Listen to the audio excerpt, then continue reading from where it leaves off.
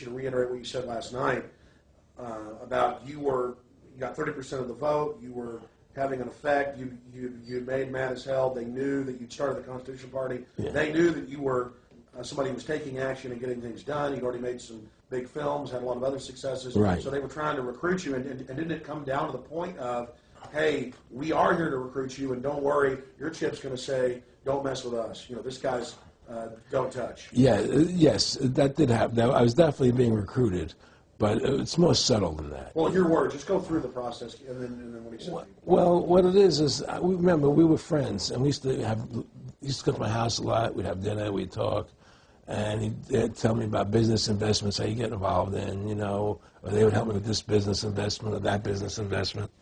And was I interested in joining the Council on Foreign Relations?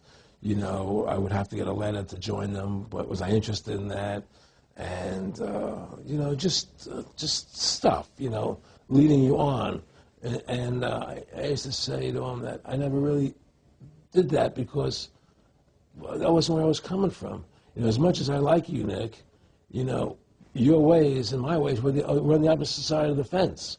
You know, I don't believe in enslaving people, you know, and he would come back with, oh, I do? Well, it would be more like, you know... It's better for them. Well, it's more like, you know, how do I put it? It was like, what do you care about them? What do you care about those people? What difference does it make to you?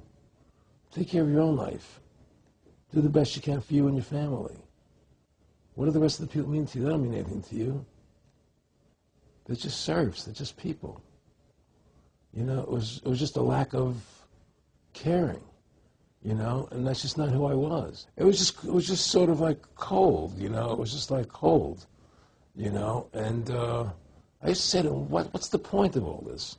You have all the money in the world you need. You have all the power you need. What's the point? You know, what's the end goal? And he said the end goal is to get everybody chipped, to control the whole society. To have the bankers, the elite people, you know, the bankers and some governor controlling the world. And I said, do all the people in the Council on Foreign Relations believe this way you do? He said, no. You know, most of them believe they're doing the right thing. A lot of them believe it's better off being socialistic. You know, we have to convince people that socialism is really capitalism. Because America is becoming a socialist country. It's a communist country today. Well, one of the things they told me was that he was at the house one night, and he would talk, and he started laughing. He said, Aaron, what do you think women's liberation was about? And I said, I had pretty conventional thinking about it at that point. I said, I think it's about women having the right to work, getting equal pay with men, just like they won the right to vote, you know? And he started to laugh. He said, you're an idiot. And I said, why am I an idiot? He said, let me tell you what that was about. We, the Rockefellers, funded that. We funded women's lib, you know? And we're the ones who got all over the newspapers and television, the Rockefeller Foundation. He says, and you want to know why? He says, there were two primary reasons. And they were, one reason was we couldn't tax half the population before women's lib. And the second reason was, now we get the kids in school at an early age. We can indoctrinate the kids how to think. It breaks up the family. The kids start looking at the state as the family, as the school, as the officials, as their family, not as the parents teaching them. And so those are the two primary reasons for women's lib, which I thought up to that point was a noble thing. You know, when I saw their intentions behind it, where they were coming from when they created it, the thought of it, I saw the evil behind what I thought was a noble venture. Aaron, did you know that Gloria Steinem, in one of her own books, now admits the CIA funded Miss Magazine? No, I had no idea about that. No, I never heard that. Yeah, we're going to... CIA funded Miss Magazine? Funded Miss Magazine with the stated goal of taxing women and breaking up the family. No kidding. I never heard that. Well, Nick told me. I mean, I know it, but not because I know the CIA was involved in it. Well, Gloria Steinem was proud of it. Oh, the CIA wanted to help me help women. No kidding. So they funded it, yeah. And of course, it's divide and conquer. Right, and what they do is they focus in, obviously, on real problems. Women were getting shafted in many ways, but the elite wasn't planning to help them. They were planning to really shaft them and take men away from them. Look at what they did with black families. You only had about 10% illegitimacy 50 years ago. in black communities, and now it's over 90%. And look at welfare. You were going to give you some money, but you can't have a man in the house.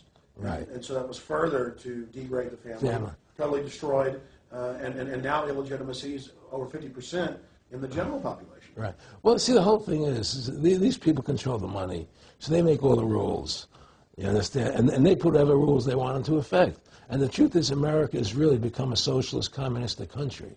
And everybody says it's a capitalistic country. It's not a capitalistic country. You know, how can it be capitalistic when you have a central bank? That's the first. It can't be. You know, it's a planned economy. It's a planned economy. It's a phony. If they want to create prosperity, they just print dollars. They just make dollars or put digits into the economy, and then now you have prosperity. You don't have real prosperity. You don't have real manufacturing. You just have money being injected in. It's an infusion of credit, which only makes the government go into more debt. Into more debt. My friendship with Nick Rockefeller was one where we expressed ideas to each other and thoughts and philosophies, and he wanted me to become part of what they were doing, and for me to become a member of the CFR, and offered various business opportunities for me to get involved in, and for me to not take up the fight or the battle that I've been taking up in the past. You know, to drop that idea, because what was the point of my fighting for the people? I was a guy who was very successful in the movie business, and I saw the truth of what was happening. I tried to express it to the people, and rather than having me express it to the people, they wanted me to join their side because I was a mover and a shaker, and rather than me opposing them, to join them. It was real simple, and he tried to recruit me into that situation, and I didn't go for it. Did he get angry when you didn't go for it? No. And, you know, it was like, you know, I remember one time he said to me, you join us, so you have an ID card there, and, you know, you have a chip, and your chip will say KMA on it. And I said, what does KMA mean? He said, it means kiss my ass. And anybody stops you, a cop or whatever, and you show them your card or your chip, and they'll know to leave you alone, because you're one of us. Why are you fighting for the people for? What is that about? The people are just, you know, they have to be ruled. They have to be, you know, the Constitution, what you're standing for, is only for a few people. It's only a few individuals that can live that way, you know, and we believe that it's best for society to be ruled by an elite people who control everything. And I said, I don't believe that. You know, I believe God put me on this earth to be the best person I could be, and put everybody on this earth to be the best they can be, not to be a slave and a sheep to you and these people. And I don't understand why you want to control everything. What is the need for that, you know? And I asked him, do all the people in the Council of Foreign Relations feel the same way you feel? He said, no, a lot of them think they're doing the right thing. They think that socialism is the best way to go. They think that, that they're doing the right thing. But the people at the top, they all know the truth of what's happening, and that's what it is. So it's compartmentalized within the elite structure as well. Of course it is. Of course it is. I mean, all the people that are in the CFR, was it 2,000-3,000 people? I forget what, like Dan Rather. They don't know what's going on. They join the CFR because it's prestigious. They think it's good for business. It's good for this. You know, they don't know what's really happening. You know, the evil that comes out of it, that's emanating out of it.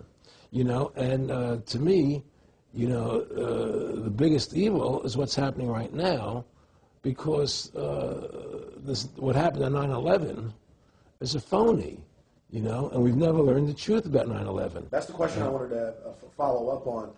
He tells you 11 months before there's going to be an event, all this is going to happen.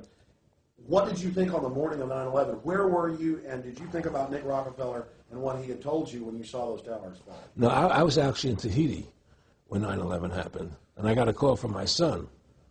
And my son said, the Twin Towers, they were just attacked, and they were falling down or something. So what are you talking? I was in Tahiti, I was asleep. And he said, yeah, they were hit by a plane, and so where I lived, where I was in Tahiti, there was no television, so I had to run around the other side of the island to a hotel where they had, and it was all on television, you know, and that's when I first saw the stuff on TV about it. And I didn't immediately equate it to Nick, you know, but when I realized that we were going to go into Afghanistan, Iraq, and as that developed,